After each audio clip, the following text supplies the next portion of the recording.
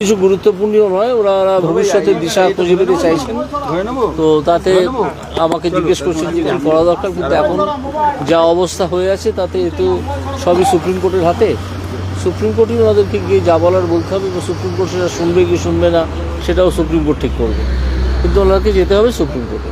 কিন্তু আইনের দিক থেকে ওনাদের চাকরি পাওয়ার কোনো সুযোগ আছে এর আগে?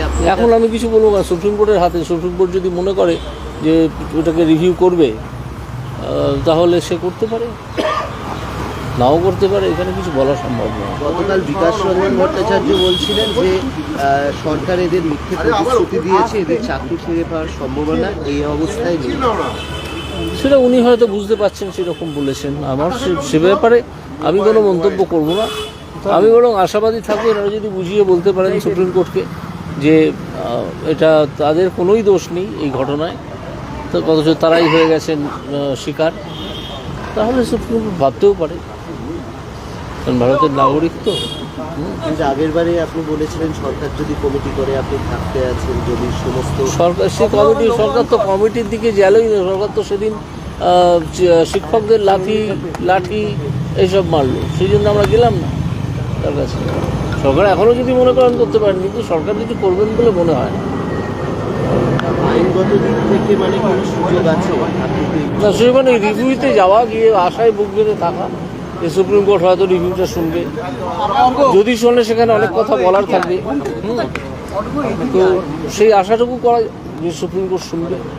যোগ্য অযোগ্য যে আলাদা করার সেই সুযোগ, যেগুলো যোগ্য অযোগ্য আলাদা এখানেই স্কুল সার্ভিস কমিশন বা রাজ্য সরকার করতে পারত, তারা করতে পারত, তো তারা সেভাবে করে।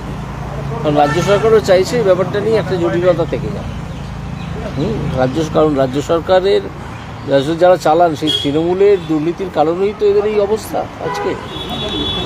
তো সেই জন্য রাজ্য সরকার চাইছে যে আমাদের দুর্নীতি ধরা পড়ে গেছে, আমি যতটা সম্ভব এদেরকে বিপদে ফেলে রাখবো।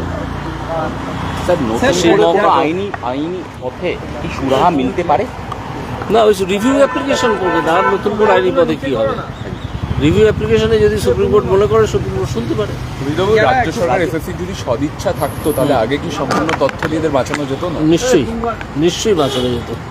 জাস্টিস দেবাংশু বসাকের বেঞ্চ স্কুল সার্ভিস কমিশনকে এবং রাজ্য সরকারকে বহুবার বলেছে সম্পূর্ণ তথ্য দিতে, কিন্তু তারা ইচ্ছে করে দেয়। মমতা বন্দ্যোপাধ্যায়কে বারবার বলছেন এদের প্রতি আমি সহানুভূতিশীল। না, ওসব মুখের কথা। মমতা বন্দ্যোপাধ্যায় একটা কথাও রাজনীতির বাইরে গিয়ে বলেন না। তার রাজনৈতিক ধান্দা যেটা, সেই রাজনৈতিক ধান্দাটা কিসে পূরণ হবে সেটা ভেবে তিনি সব কথা বলেন। আপনারা মমতা বন্দ্যোপাধ্যায়কে চেনেন, আমার চেয়েও ভালো চেনেন, আপনারা তো অনেক কভার টভার করেন। সুতরাং মমতা বন্দ্যোপাধ্যায়ের একটা কথাও বিশ্বাস করার মতো নয়। বলতে বলছি গ্রুপ সিডি ক্যান্ডিডেট যাদেরকে কোর্ট টার্মিনেট করে দিল, তারপরে উনি ওদেরকে ভাতা দিচ্ছেন, এটা কি আইনের চোখে বেআইনি? সেটা আমি এক্ষুনি বলতে পারবো না, কি টাকা থেকে দিচ্ছেন, কোন ফান্ড থেকে দিচ্ছেন।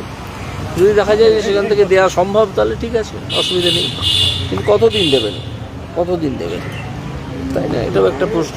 দেখা যাক কতদিন উনি দিতে পারেন এগুলো। মানে এখন তাহলে রিভিউটার ওপরেই সব কিছু, রিভিউয়ের ওপরে সব কিছু সরকারের করা রিভিউ। আমি এনাদেরকে বলেছি রিভিউ করতে, এনারাও সেরকম কথাই বলছিলেন যে রিভিউ করে কোনো লাভ হবে কিনা আমরা কেউ জানি না, কিন্তু রিভিউ ছাড়া কোনো উপায়ও নেই। মানে ওনারা আলাদা রিভিউ পিটিশনে যেতে পারে? হ্যাঁ, যেতে পারে। সেক্ষেত্রে ওনারা মানে কি বক্তব্যের উপর যাবেন এই সেটা ওনারা ঠিক করবেন, ওনাদের যে অ্যাডভোকেট অ্যাপিয়ার করবেন তিনি ঠিক করবেন যে কী বললে ঠিক হয়। মানে সেক্ষেত্রে আমি তো কোনো মতামত চাপিয়ে দিতে পারবো না। তো আমার মোটামুটি এই, আর তো কিছু বলার নেই।